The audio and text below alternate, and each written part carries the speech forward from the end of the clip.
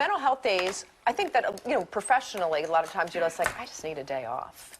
Oh. But college students can use them as well. Yeah, in fact, a growing number of universities are scheduling wellness days, a day off. What first began during the pandemic has now become a regular event at colleges throughout our area. Give me some of the schools that are doing this, Karen.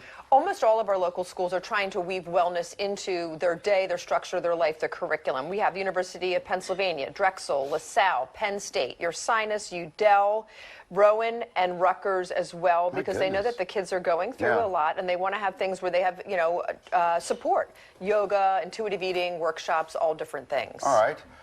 Therapist Dr. Argie Allen-Wilson is with us. Thank you. It's good to be here. I miss you guys. Bet you love this idea. I absolutely love it. 1,000%. Listen, the pandemic has done a job on all of us, especially our young people. And so for these colleges to step up and say, like, we know that the college students are hurting and we're going to do something to mitigate some of the fallout of the pandemic is great. Well, how are they doing it? I mean, is it scheduled in advance? You know it's coming? They probably know it's coming, and it's not a day to just veg out on the couch and do nothing. It's really to lean into mental health and wellness. It's to normalize it, because the suicide rates are up, the depression rates up, the anxiety rates are up.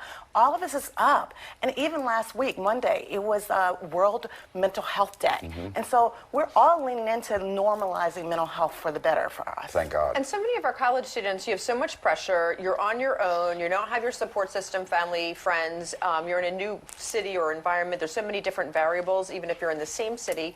And it can be hard with the pressure. And if you don't feel that kind of, support. So when people put a pause and have a big block party and all of these services come out at your college or university, it really does help to normalize that and to give yourself the moment to hit the pause button. Exactly. It's a reset, right? It's basically it's resetting the parasympathetic nervous system, really, because think about it. With these college kids, they've got stress, they've got deadlines, they've got pressure, and really that's surging cortisol through their bodies and adrenaline. And this is a time for them to say, okay, we got to reset, recharge, refuel, and I get to take a break, right, from all of those pressures, and an intentional break, not just unintentional. We want to be purposeful about mindfulness, meditation, walking, journaling, going out in nature, all of those things that we really don't think about when we're in our everyday life. What do we normally do if we're starting to feel that stress and pressure?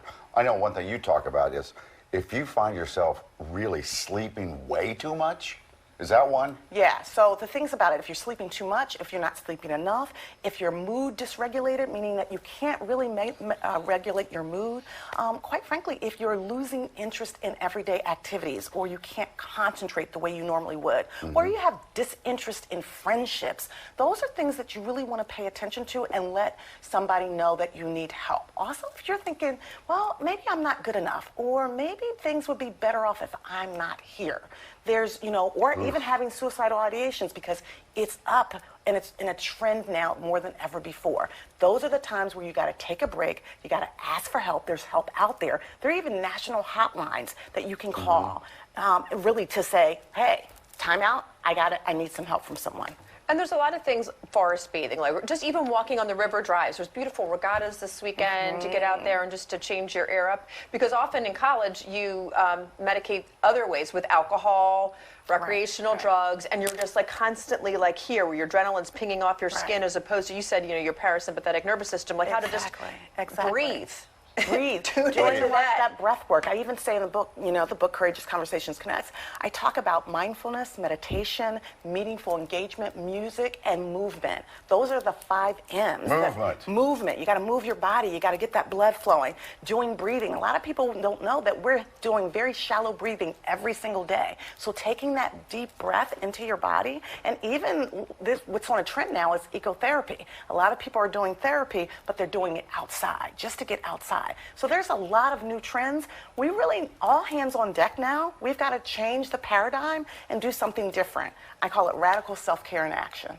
Thank you so much. Well, it's happening now on our college campuses. Temple is one of our jumping off points for doing that, and the rest of them making Wellness Wednesdays or Fridays. So can you suggest this for Fox 29? I absolutely would. Listen, I told you that my couch is waiting for you. We'll take a spin around the Liberty Bell. We'll go walk after the show. Do it. Go for it. We'll move.